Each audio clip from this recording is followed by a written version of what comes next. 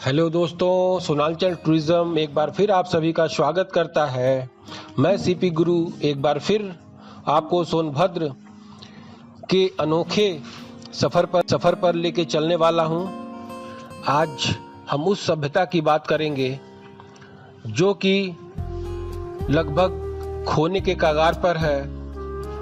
तो आज हमारा विषय होगा बेलन घाटी। तो मैं बता दूं इस नदी के बारे में। ये जो नदी घाटी सभ्यता है, ये दुनिया के सबसे प्राचीन सभ्यताओं में से एक है।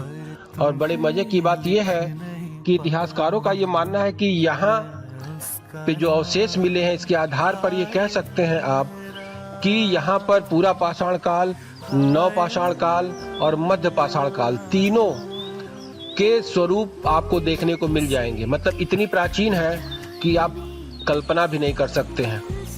और इसके साथ साथ ये जो सभ्यता है, जब दुनिया को भाषा का ज्ञान नहीं था, उस दौर में यहाँ के लोगों ने चित्र के माध्यम से एक दूसरे से संपर्क स्थापित किया। और इसके साक्ष्य भी अगर आपको देखने हैं तो निश्चित रूप से आप इस घाटी में देख सकते हैं। गुफाओं में बने चित्रों से आप इसको समझ सकते हैं। यहाँ की मूर्ति कला और यहाँ का रहन सहन, सारे नज़ारे आपको देखने को मिलेंगे। तो ये जो बेलन नदी है, आमतौर पर सभी सीजनों में इसमें पानी ना के बराबर रहता है, लेकिन बारिश के सीजन में यहाँ पर आपको इसका असली अवतार देखने को मिलेगा। तो समय के साथ साथ बेलन घाटी क्षरण की तरफ अग्रसर है।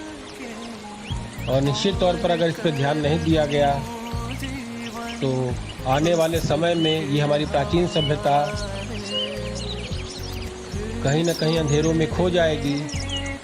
और दोबारा इन चीज़ों के लिए हम सिर्फ आंसू बहाने के अलावा कुछ भी नहीं कर पाएंगे। तो समय है, समय की मांग है। समय ये कहता है कि इसे अपनी सांस्कृतिक विरासत को बचाया जाए, इस पे लोगों का ध्यान आकर्षित किया जाए और लोगों के मन में इसके प्रति प्रेम जगाया जाए। क्योंकि इंसानी जीवन जो है वो कौतूहल से भरा होता है। वो हर उस चीज को जानना चाहता है जो उससे जुड़ी हुई है। और निश्चित रूप से आज हम जिस पायदान पर खड़े हैं, तो कहीं ना कहीं ये सभ्यता उसी से जुड़ी हुई है। हम उसी सभ्यता से जुड़े हुए हैं।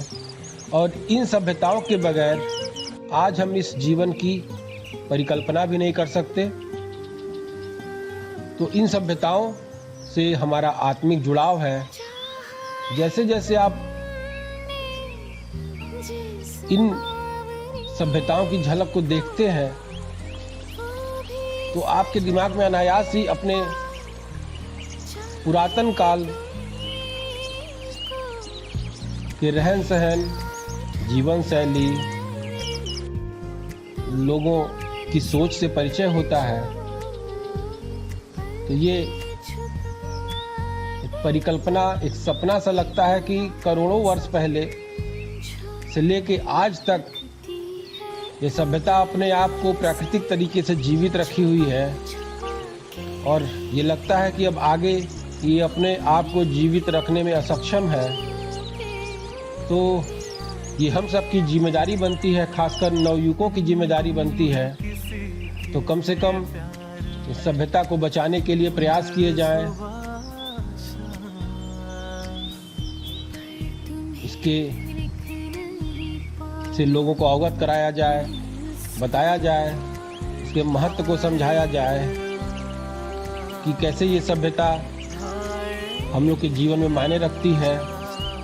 हमको कैसे इसको स्वीकार करना है, बचाना है और इसके खत्म होते विरासत को संरक्षित करना है। नमस्कार।